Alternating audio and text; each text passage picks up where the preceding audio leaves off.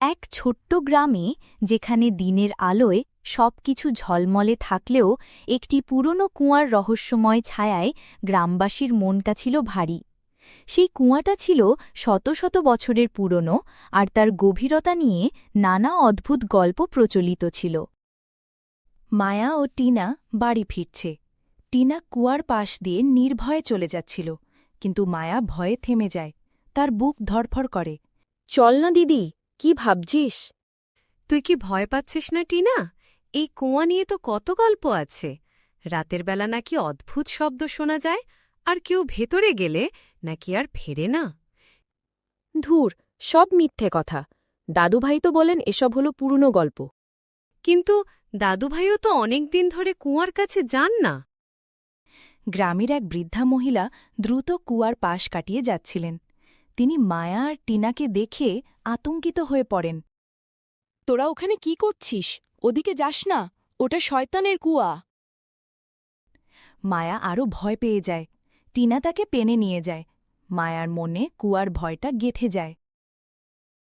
মায়া জানত তার দাদুভাই গ্রামের সবচেয়ে জ্ঞানী মানুষ, তার কাছে সব প্রশ্নের উত্তর ছিল। হয়তো এই কুয়ার রহস্যেরও।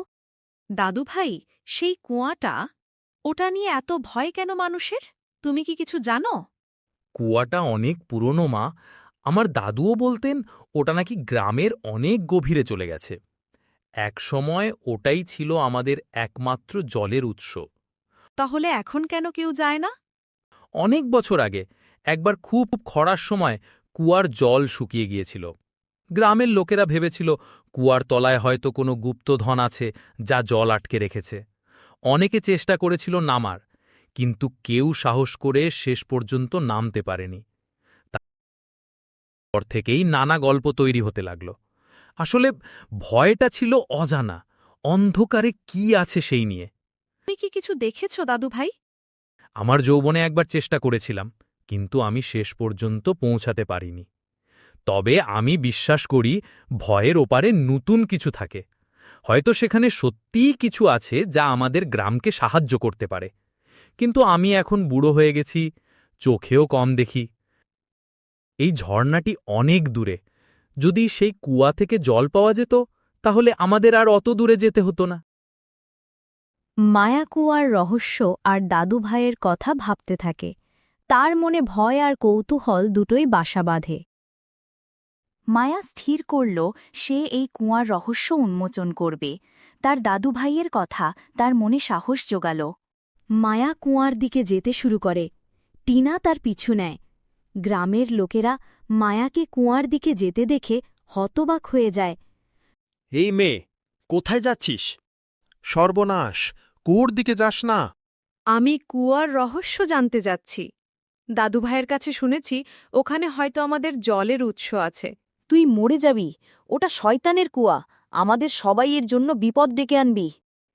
আমাকে যেতে দিন, আমি জানতে চাই কি আছে ওখানে। ভয়ের কাছে হেরে গেলে তো কোনোদিনও সত্য জানা যাবে না। মায়া গ্রামের লোকেদের বাধা এড়িয়ে কুয়ার মুখে পৌঁছায়। টিনা ভয়ে দূরে দাঁড়িয়ে থাকে।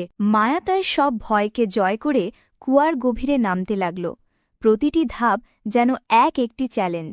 ভয় পাবি না, দাদুভাই বলেছেন ভয়ের ওপারেই থাকে আলো। আলো যত নিচে যায়, অন্ধকার তত গভীর হয়। মায়া কিছু অদ্ভুত আঁকা ছবি দেখতে পায় পাথরের দেওয়ালে। সে আরও নিচে নামে।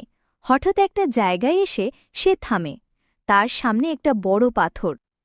এ কি? এখানে তো একটা বিশাল পাথর। দাদুভাইও বোধহয় এই পাথরের জন্য আর এগোতে পারেননি।